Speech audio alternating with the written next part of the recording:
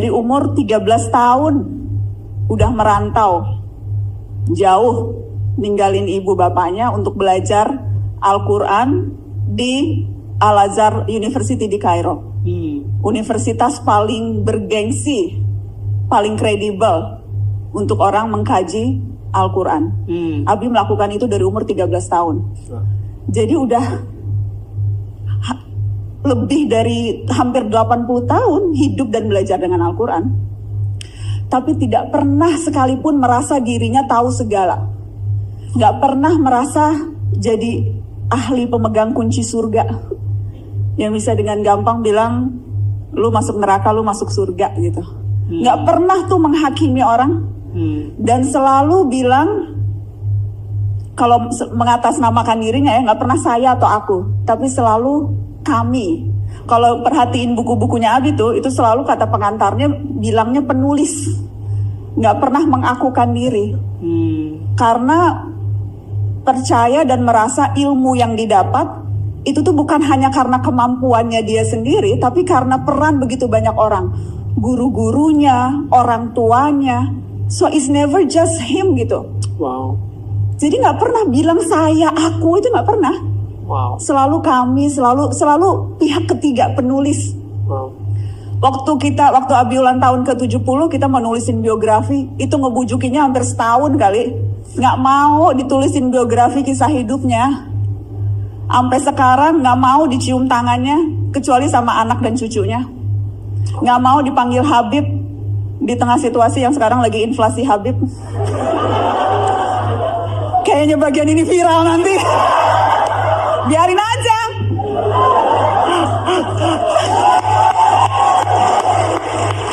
Tapi itu nggak mau gitu. Karena selalu bilang Habib itu artinya orang yang dicintai dan mencintai.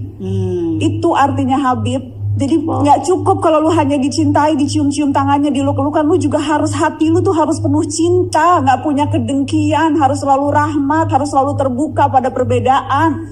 Itu mencintai kan seperti itu. Wow. Jadi gue belajar banyak banget dari Abi. Setiap kali ada sesuatu yang dia nggak tahu, dia selalu nanya ke gue soal hukum, jadi iya nanya. Kalau mau lagi nulis sesuatu nanya.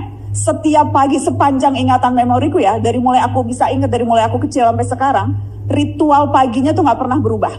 Bangun pagi, sholat subuh, duduk di meja kerjanya, ada teh Lipton di samping kanannya yang diseduhnya sendiri, pakai sarung, dan selalu either nulis, either baca, either ngetik. Penulis paling produktif saat ini, bukunya udah puluhan. Belum selesai satu buku, udah punya ide baru untuk nulis buku yang lain. Sampai penerbitnya tuh bilang, Abi tunggu dulu dong, ini buku yang ini belum dicetak nih. Wow. Jadi selalu nulis, selalu baca, selalu mau tahu apa kata orang, selalu mau dengerin orang. Dan hari-hari ini situasi di mana ada begitu banyak orang mengaku ahli, kan ada bukunya tuh Death of Expertise. Lu baru tahu satu buku aja masih nyontek belakangnya lu udah ngaku ahli gitu. Keluar deh di media sosial merasa ahli segala hal. Di tengah begitu banyak orang yang sekarang begitu mengklaim kebenaran. Abi itu contoh buat gue yang luar biasa. Karena dia tahu banyak sekali hal, tapi gak pernah mengkerdilkan orang lain. Tahu kan?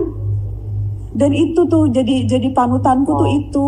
Panutanku tuh Abi Quraisy, panjang umur, sehat selalu ya Allah. Aku tuh selalu aku tuh selalu deg-degan banget setiap kali bicara Abi, karena aku ngelihat Abi makin tua, 80. Dan makin, aku inget tuh aku kemarin ngobrol, kayaknya nggak akan pernah siap deh. Kita nggak pernah siap ngelihat orang tua kita tua ya.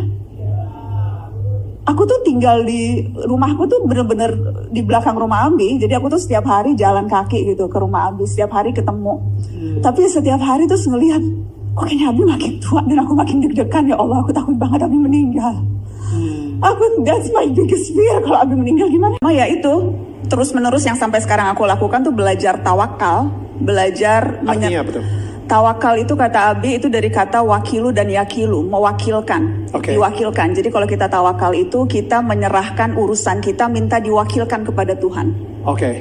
Tapi kata Abi bedanya kalau minta perwakilan manusia sama perwakilan Tuhan. Perwakilan manusia tuh kita biasanya ya udah terserah lu deh wakilnya, lu melakukan apapun gitu. Udah gua wakilin, you do what you have to do gitu. Tapi kalau kita minta urusan kita diwakili oleh Tuhan, it doesn't work. Terserah Tuhan. Maksudnya we have to put the effort juga. Harus ada effortnya. And then to some extent kita serahkan ke Tuhan biar Tuhan yang mewakili urusan-urusan kita. Jadi that's what I'm trying to do gitu maksudnya. Tapi kalau untuk bisa sampai ada di tahap itu harus bisa berdamai dulu dengan Tuhan kan. Pernah nggak sih Mbak Nana kayak marah sama Tuhan dan bagaimana akhirnya kalau misalnya pernah, bagaimana akhirnya bisa berdamai dengan Tuhan? Abi selalu ngulang-ngulang ini dari dulu. Sebetulnya dan Abi juga bilang kita tuh seringkali berprasangka buruk pada Tuhan.